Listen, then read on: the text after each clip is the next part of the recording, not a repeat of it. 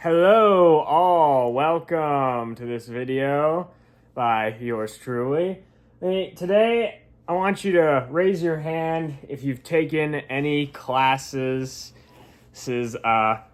on teaching and they've emphasized the importance of building relationships with the students. Why am I asking that? You guys can't do that. I can't see your response, but I can definitely tell you that certainly has happened. They emphasize the importance of building relationships with students to help you make sure that you are a successful educator, and they emphasize that is a key to that.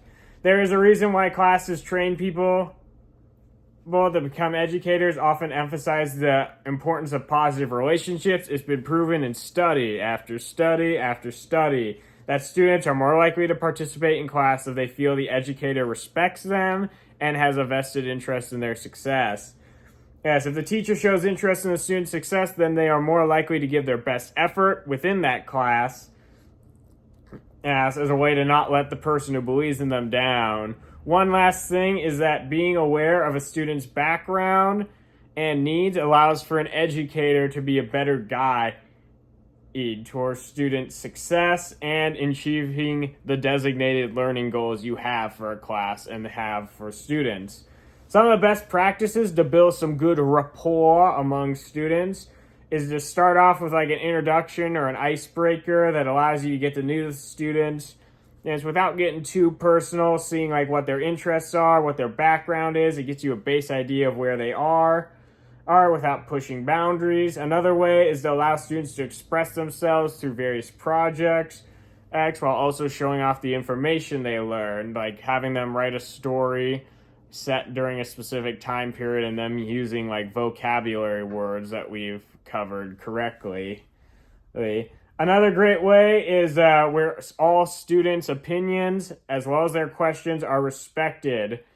This makes it so students are more likely to share opinions when they feel respected and don't feel like they're going to be talked down to.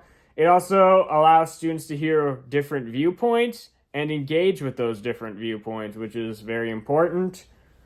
And as is the case with all learners, adult learners specifically have their own unique needs that should be taken into consideration to help them succeed.